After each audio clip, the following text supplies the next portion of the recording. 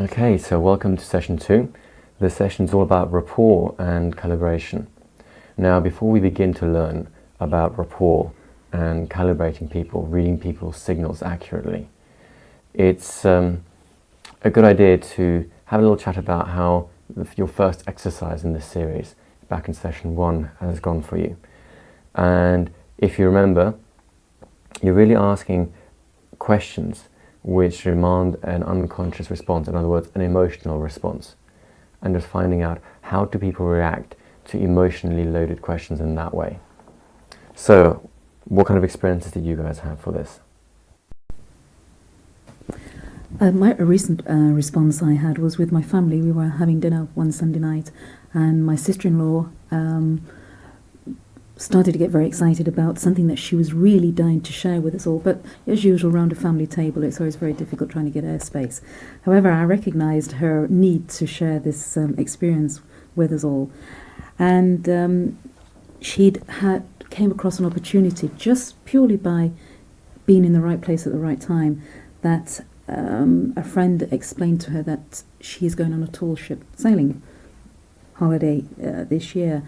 And Margaret was offered this opportunity, which is like a once-in-a-lifetime opportunity.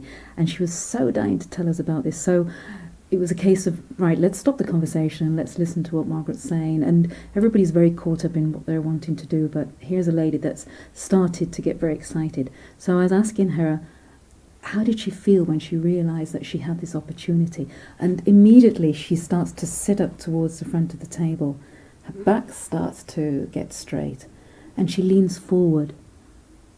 And the most remarkable thing happened. As she started to lean forward, the rest of the family started to lean forward as well.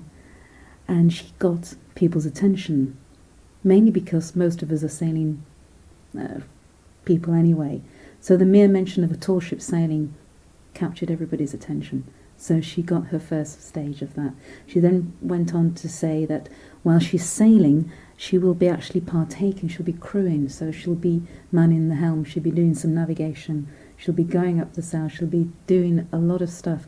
And as she said this, obviously her pace was getting faster and faster, and her eyes were just lighting up, and her face, there was a lovely flush coming to her face, and you could just see the most heartfelt enthusiasm that she was just so excited about this. And her whole posture just gave out that, yeah, I'm doing this, and this is something that's been on the list of things to do for many, many years. And it was sort of like, yeah, this is for me. Her hand is coming up to her chest area, and just very, very pleased. And you could then see the ripple effect around the rest of the family, that they were pleased for her as well, and they were sharing this excitement as well. So she'd managed to captivate them with the story and take them to that place as well. It was a great feeling. That's a fantastic result, Gilly. And there's some very important points that have come out of just that great example that you presented for us. First of all, hypnosis is something totally natural. It happens all around us all the time. And it's just a question of being able to spot it when it happens, as often as not, and then being able to direct it to certain outcomes. The other thing is you'll realise many other people are using conversational hypnosis patterns with you, on you, around you. And to the extent that you can realise that, you have much more choice on how you wish to respond. So for instance, there is a fundamental principle in hypnosis, which is this idea of going first. Inside, as you adopt a particular state of mind, that kind of projects itself into the outside world, and people begin to respond to that. It's a bit like, if you remember back at school, we used to run this experiment, which was quite interesting, where you'd have a copper coil, and you'd run some electricity through this copper coil, which would generate what's known as an electromagnetic field. And that's all well and good, kids love that sort of thing.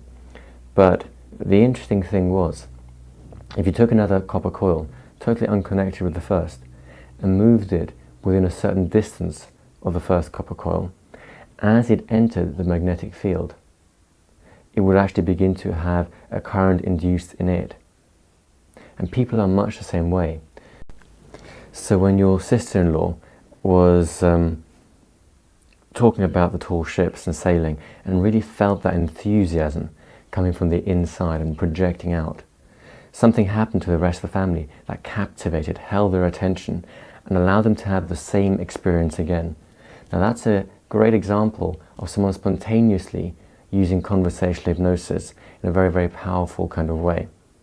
Now the great thing is you instigated that just by being able to recognize it and asking an emotionally laden question, something which would require an unconscious response. Because if you remember back to the previous session, your unconscious is responsible for many things. Amongst them are your automatic behavior. So every time someone behaves in an automatic way, for instance, I remember when I was a student and every year I'd be living in a new flat because obviously you move to different places. More often than not, the first time that you move, you will instinctively walk back to the wrong place because you have ingrained that pattern of experience. That's a very unconscious way of responding.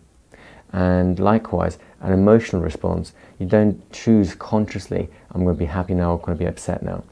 You can influence it constantly, absolutely, but you don't necessarily sit there and choose it. So the minute someone responds in a very powerfully emotional way, you have an unconscious response to work with. And that's actually remarkably easy to get when you know how. Now the beauty of this whole thing is it fits very nicely within the context that you've been using naturally anyway. And that's what conversational hypnosis is all about. You don't need some kind of ritual, you don't need some kind of magic wand induction, you don't have to have a hypnotic spiral for people to look at, you don't have to make their eyes go sleepy and drowsy. All you have to do is recognize an unconscious response, any unconscious response, and utilize that, move that forward. Now you did a few other things there, Jilly, fantastically well, which are part of today's session actually. The ability to build a connection with someone, build that kind of rapport. And secondly, the ability to calibrate. How do you spot when someone has something to say? How do you see when someone is actually responding to you in the way that you want them to? Because not everyone will respond in the same way that you do. What for you might be a very obvious reaction or response, for someone else will be a very subtle, tiny gesture. And vice versa. Things that you would normally respond to in a very quiet and unassuming sort of way, other people may respond to in a very powerful kind of way. And it's up to you to be able to judge what kind of response you're getting now and what does it mean. Now, before we get into that, I think Dan wanted to add some of his own successes as well. I've used some of these techniques at work. One of the areas I've used it in is in defusing tension. We've had a very big project going and the deadlines were quite intense and tension among a lot of the people was mounting up. One thing I've made a point of doing is redirecting people's attention not to the problems immediately facing us, but to how we're going to be successfully finishing them next week and things are going to be great. Essentially fairly simple approach along the lines of a kind of, look on the bright side, it's going to be over, but with a little bit more depth to it. Wouldn't it be great to have done this, for the first time in such a good way, so on and so forth. And similarly, it's on a fairly casual basis, but again, sort of mainly at work, but if somebody's talking about their weekend or if I know that they've had a good weekend or have come back from holiday, I'll make a point of asking them about it, and it switches them out of the kind of the professional, fairly dull, get on with the job mentality into a sort of a more relaxed, personal response that I wouldn't always expect to get in the workplace. I found it occasionally very useful. Excellent, thank you for that, Dan. And it's important to realise that the kind of responses you have when you ask an emotional question does not necessarily have to be limited to the here and now. You can, as Dan did, project it into the future. So you can create a mental expectancy of something fantastic happening in the future, which actually reframes and reforms every experience that happens between now and then into a more positive, into a more powerful one. And that, by the way, is also the route to improving or accelerating people's performance, because as they begin to expect a certain level of performance, a certain level of things happening, the unconscious mind responds to that expectancy very powerfully and begins to deliver it. And is also known as a self-fulfilling prophecy. Now, the other thing that you did very well there is the way that you can draw out of people this, as you call it, a different quality of relationship, more personal than sort of cold and professional. And what you'll find over time as you do this is, as you build that quality of relationship more fully, get people to used to responding to you in a more unconscious, emotional sort of way. So later on, as you ask them more business-related questions, activities, maybe a favor, maybe ask for a certain type of work to be done, you'll find that the responses you're getting are increasingly more powerful, increasingly more positive, because that again goes back to this mental expectancy set. Whenever they interact with you, they're expecting something good, something pleasant, so that all future interactions are coloured in the same way. So that's again a very good result. Now, thank you for those examples, because they really are what brings hypnosis to life.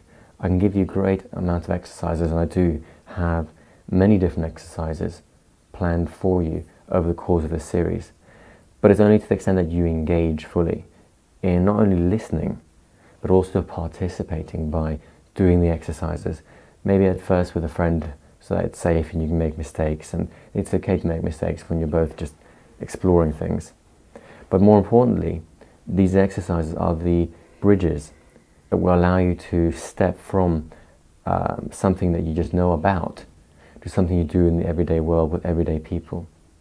Because when you get comfortable by just doing this with maybe with a friend or a colleague or a partner, then when you actually start implementing this in the real world with people in casual conversations, and you see the exact same powerful responses from them, that's when you really become a conversational hypnotist of great skill. Now at this point, it's important to have a look at hypnosis, what kind of a process it is. And a lot of people have this misunderstanding. They think that hypnosis is something that you do to other people. And that's quite an old model of hypnosis.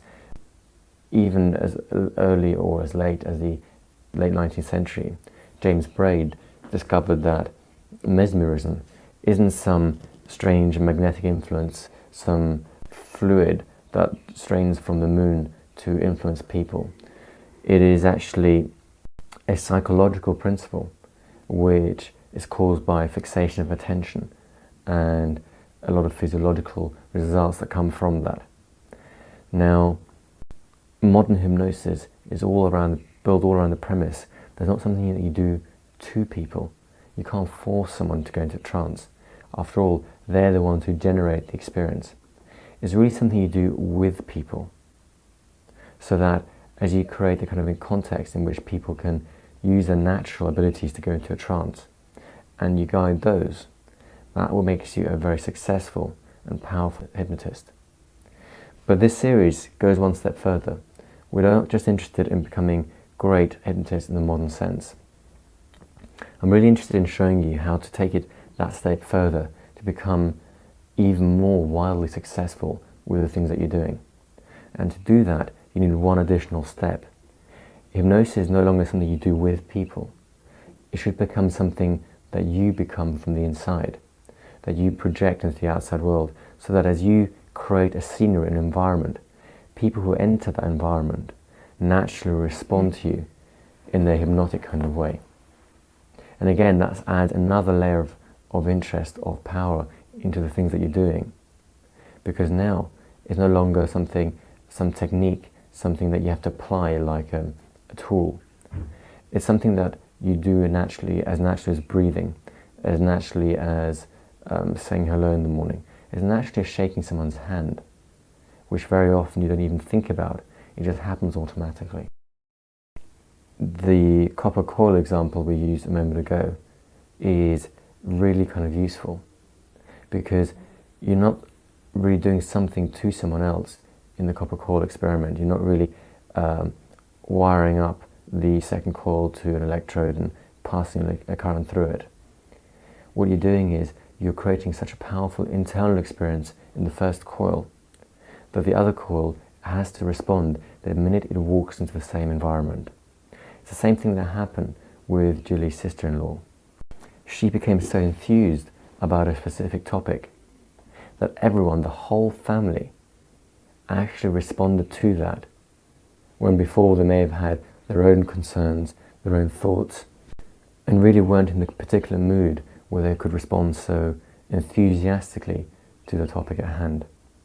And that really is the key, the secret to powerful hypnosis, is the ability for you to go first. And that's something we'll be dealing with more and more as each session go by. Because today's session is really more about the foundation stones, some of the things you have to have in place before you can actually induce trances conversationally, easily and comfortably in people. So first we need to look at this idea of rapport.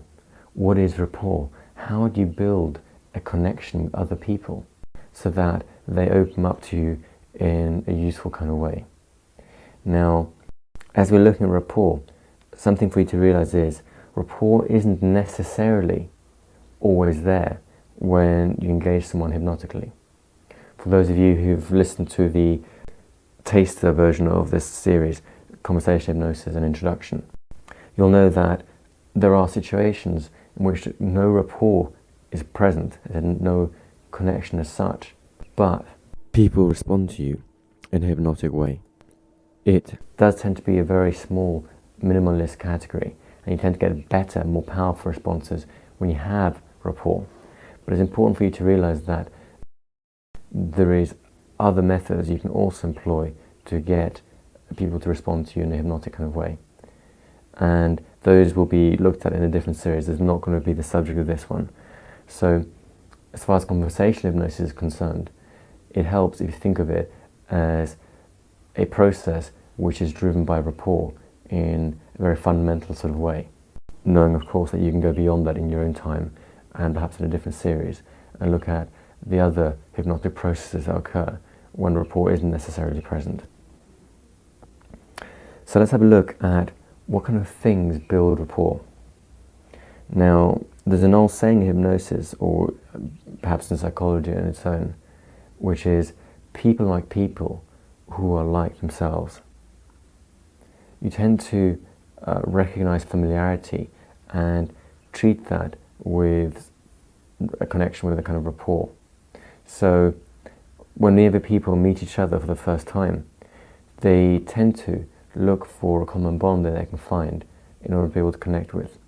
So two people who are totally different from each other may get on like a house on fire if they discover that perhaps in the past they went to the same school or studied at the same university. The fact that their entire life experiences since then are totally different, that their entire view of life, of how things work and what they do, are entirely different. Perhaps they even come from totally different backgrounds, different countries, different ethnic groups, and still they can have that common bond and get on very, very well because they have a conceptual tie to each other. So that's the first level of rapport that you can build, is this idea of matching on a conceptual level with people. Traditionally, people talk about, past experiences that maybe had a holiday in the same place as other people had. You may have gone to the same school as someone else did. You may enjoy the same hobbies. But if you then take that idea and build into that the results of the first session, this idea of asking emotionally laden questions, then as you delve into people's experiences, ask them about their hobbies, but not just about what they do, but really pull out the emotional content of that hobby that really sparks their enthusiasm. And as you do that, what are you doing? You're again getting an unconscious response. You're getting an emotional response, which means that you're getting a hypnotic response. The beginnings of trance are starting to occur. So that's one way to build rapport, and it's a useful way. So do that and layer other things on top of it to really get a very powerful, watertight way of building response in people and getting that kind of connection to people's unconscious very quickly in the future. There is another more physiological way of building rapport, and it rests on the premise that if you've ever been to a restaurant or a coffee shop or any public place, to be honest, and You watch groups of people moving around. It's very interesting that you can spot groups that are together and groups that just happen to be in the same space as each other. You can spot people who are friends, people who are colleagues, and people who are intimate in perhaps that they're lovers or something, all purely and simply from the way that they respond to each other. Let's take the most intense connection, that of couples or lovers in perhaps a coffee shop or a restaurant.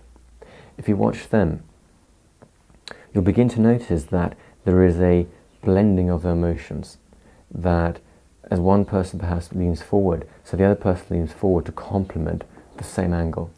As one person leans back, the other person leans back. Perhaps someone makes a wild gesture with a comical expression, and in that instant, the other person bursts into laughter. It seems almost like there is a dance, a shape between the two individuals becoming a whole. And that's actually very, very important to realize that part of their connection is the fact that they are forming the sense of two units of a greater whole. If you look at groups, the same thing tends to happen. You can tell who's a member of a group and who is not from several things. There will be mannerisms that members of the group share amongst each other. As one member speaks, perhaps the whole group begins to draw in, and in particular reflect the same kind of emotion. There's almost like a ripple effect. If you watch crowds of people, perhaps in an audience, sometimes you'll see a Mexican wave-like effect rippling through the audience as they respond on a very unconscious level to each other's movements and slight adjustments. All these things summarized to the fact that when people are like each other, when people have rapport, that kind of connection, they tend to physically move in similar ways, blend the motions so that they complement each other. Doesn't mean necessarily that when one person moves forward, the other person moves forward. They could move back on a very on an equal way, an equal amount, to complement that particular angle. This thought, this idea, has grown into concept within hypnosis and in particular NLP, which is a specific discipline within hypnosis, to build rapport using something called matching and mirroring. Matching and mirroring is basically where you match or you reflect back onto someone their own motions, their own physical behavior. The idea being that the more outside of someone's awareness, the more unconscious the activity that you reflect back, the more you build that kind of unconscious connection, because the unconscious recognizes something or someone who is very much like themselves. So, for instance, if someone's crossing their legs casually, you cross your own legs in a similar sort of angle and build again that sense of similarity. The difference between matching and mirroring is matching, you would do the same gesture. So if someone picks up their right hand, you move your own right hand. Mirroring is the opposite, where you would actually use a mirror image gesture so that it looks like you're a mirror image to the person that you are building rapport with.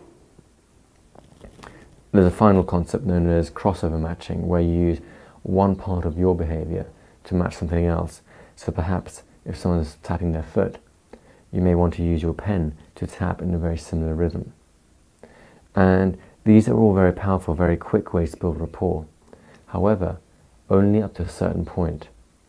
The point where you destroy rapport rather than build it is when you cross the line from matching and mirroring into what's known as mimicking.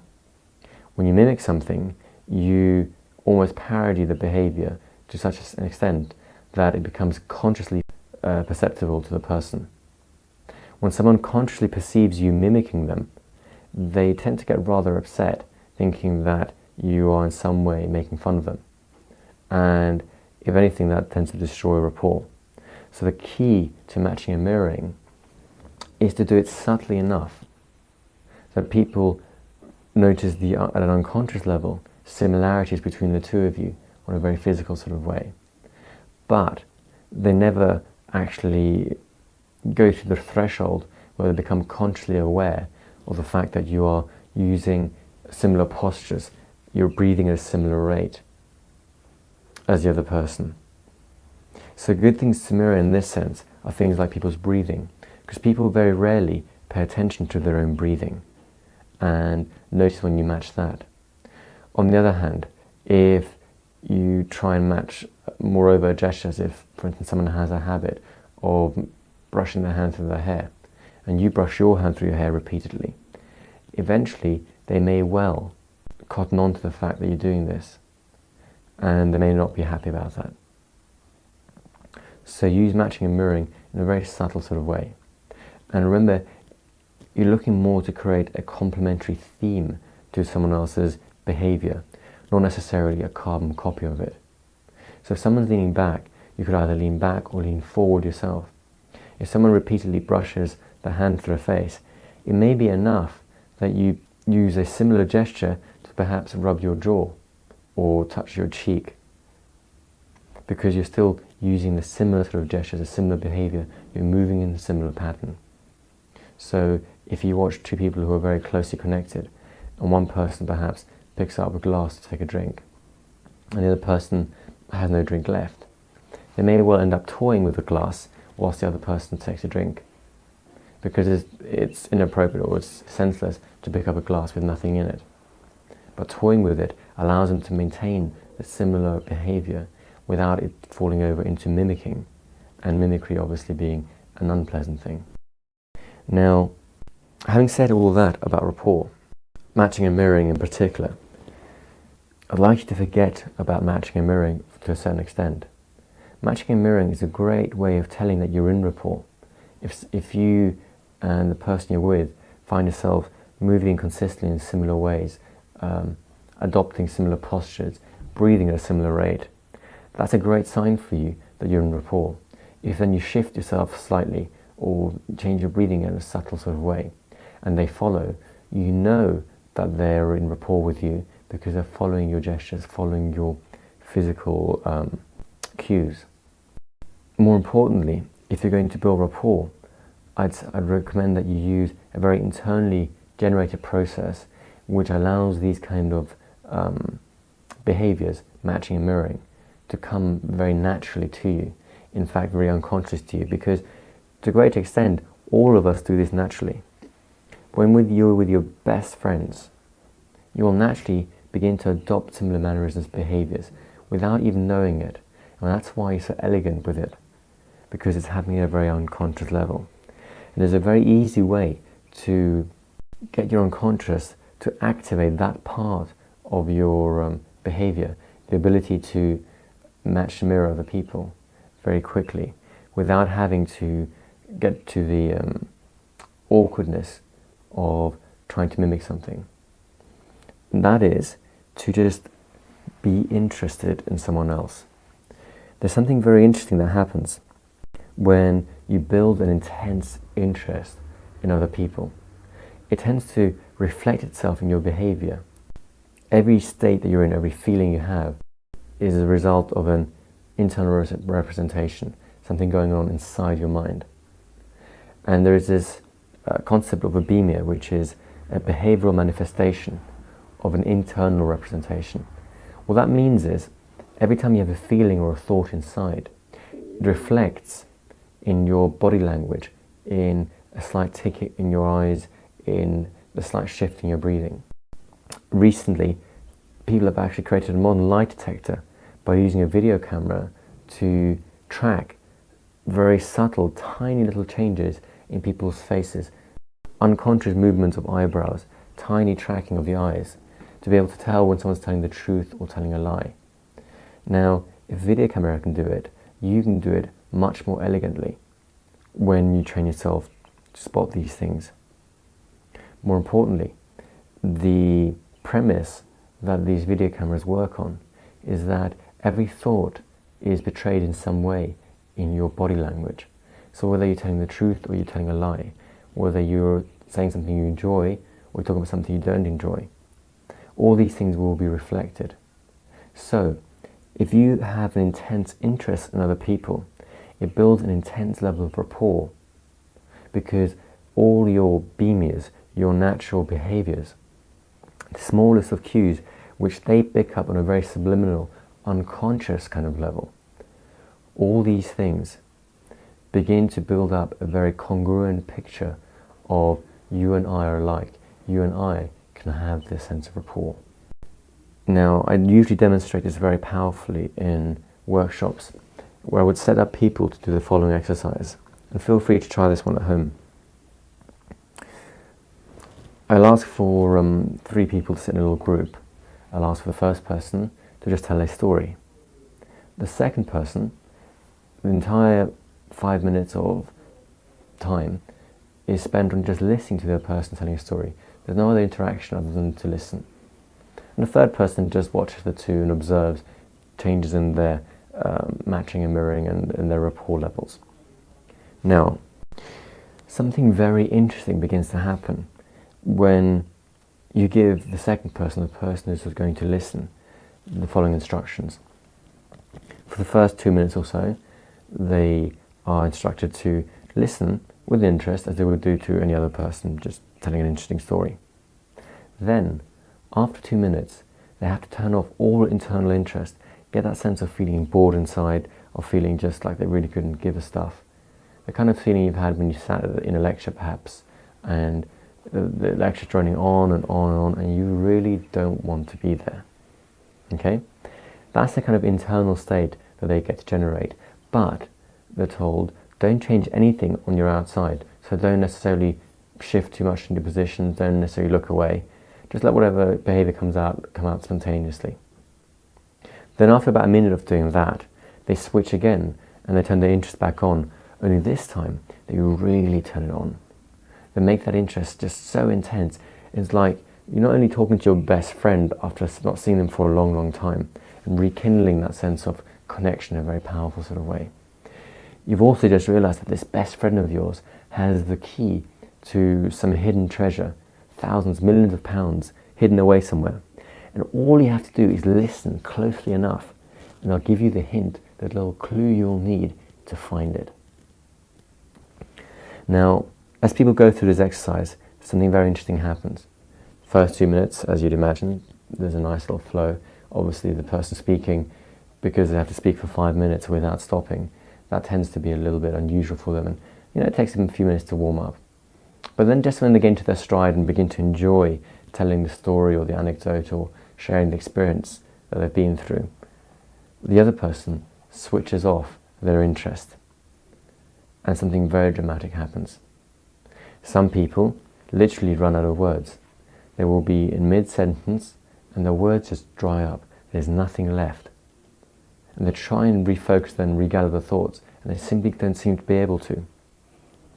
Other people find a sense of difficulty, get a sense of something missing, and they'll try and re-engage the other person by drawing their attention to them, by perhaps touching them or checking back with them more and more often. Other people still will turn to the third person, who technically has nothing to do with the exercise, and they'll start talking to them because they sense more interest from that third person. And all this dictated by what's going on inside that second person. Then after that minute's over, and the interest gets turned up, but really full blast, full volume, full impact, it almost seems like someone has walked into the room and changed all the actors, all the scenes. Because the minute that happens, again, people who had problems speaking, they find their flow again. People who had shifted their attention to another member of the group will shift right back again at you, or that second person. And all in all, people report back saying there's a real greater ease, a sense of relief from some kind of hidden tension they couldn't quite place their finger on. Now all these things happen because of the level of interest that the person listening has generated inside themselves. Remember, the instructions were not necessarily to let anything leak out, but they do anyway. More importantly, this exact same results are what happens when people repeat the exercise, even when they know what's going to happen, even when someone knows this person is going to turn off the interest and it's nothing personal, they're just going through an experiment. Even then, People find it hard to find their words or even dry up entirely. People still sense a great sense of discomfort and unease. And people still will turn away or try and re-engage the person even though they know it's just an exercise, because the level of interest creates that kind of profound internal impact. Carl Rogers, a very famous therapist, actually pioneered an approach which was based on a very simple and yet very powerful premise, which is to give his clients in a therapeutic session what he calls a high, positive, unconditional regard. And that on its own very often can form the entire therapy in many ways. Now, I know that this series is not necessarily about therapy, but when you come to building rapport, you can learn a hell of a lot from people like Carl Rogers. When you have that sense of totally unconditional regard or acceptance for someone else, that sense of real interest in what they are and what they're doing, then you can really get responses, powerful responses from people without really trying to. Matching and mirroring will be a result which happens quite unconsciously. I have a friend of mine who does this fantastically well. She knows thousands of people, and she can walk into a room and she can make friends with people at the drop of a hat. She doesn't think it's a great ability. She thinks it's quite natural and normal. But I know many people who would give their right arm to have the ability she has for putting people at ease and building that sense of rapport. Now, I had a very interesting conversation with her once about this ability, and I was sort of commenting and saying how this is a great thing that she does, and how even the most dull, boring individual, she can build that connection, build that rapport. Now she looked at that point, she looked at me very quizzically, way. and she said, well, of course I do that. Of course I show interest, because everybody has something interesting about them. You just have to find it. And that's where all the interest and fun in a conversation really lies. Is being able to find something about the other person that is inherently incredibly interesting. So when you go ahead and consider the people that you want to build more rapport with, perhaps in a new situation, or perhaps other people who could be responding to you in a better sort of way, now you can go out there and use this idea of finding something of interest. Everybody has something like that. And to the extent that you just spend enough time searching for what that is, enough time in that sense of curiosity inside you, a sense of real and genuine interest, you'll be surprised at how quickly and how much more powerfully people respond to you. Now, this idea of having a high, unconditional, positive regard for someone else, this real interest in someone, leads me to the final concept within rapport, which makes it really, really useful, really, really powerful. Again, relying on your natural, innate abilities, the ones you spend the last 20, 30, 40, 50 years of your life building up and really, really refining outside of your conscious awareness. And that's something I call the rapport alarm. When you just stop and consider, or even just think about a person that you really get on well with, someone you really like, someone who you have that kind of natural, easy sense of rapport. When you think about that person or being together with that person, you get a good feeling inside somewhere, do you not? Now that feeling, that sense of ease inside you, that sense of, some call it a glowing warmth, some sense of connection, some sense of filling up from inside, that sense is what I call the rapport alarm. It tells you, hey, you and I are now connected. Now here's the great thing.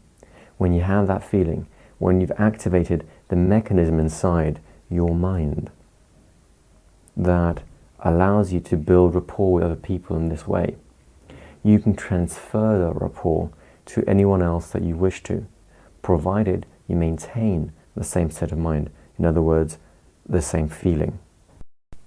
So if you get in touch with that sense of feeling and then meet a new person and do whatever it takes for you to maintain that feeling, that sense of connection, you will naturally begin to exhibit all those subtle little beamers, those subtle little signs and cues that tells the other person, this person's safe, we get along really well, we are the same. And they respond to you in the very same way. Now, by contrast, the rapport alarm works the other way as well. When that feeling switches off, people very often report feelings of slight tension, perhaps slight nervousness, a sense of emptiness inside in some way, a sense of disconnection. And that tells you that you have exactly the opposite going on. The signals you're sending out are the ones that are saying, we are not alike, we have no rapport. That's where this idea of the professional face came from, where people say, oh, we're presented very cold and rational face, but there is no depth to that. And that's not so much a question of people being disliked. It's more a personal defense because people don't know how to come across in any other way. And if you watch any decent business person or salesperson, the first thing they do is they break down the professional barrier and they build a much more relaxed, easygoing atmosphere. In other words, they switch the rapport alarm back on inside themselves, and just like that copper coil, allow other people to respond back by completing that connection. And that's something for you to go away with and experiment with, play with, and see how people respond to you. Because the second part of today's session is to do with calibration. You have to know when people are responding to you in the way that you want them to respond to you. Otherwise, everything that you do is going to give you no feedback for you to learn and improve and get better over time. Very often, novice hypnotists suffer from the feeling that they do everything right. They're doing the right thing, they're getting the right responses. It's just they're too blind to notice. They're too deaf to hear.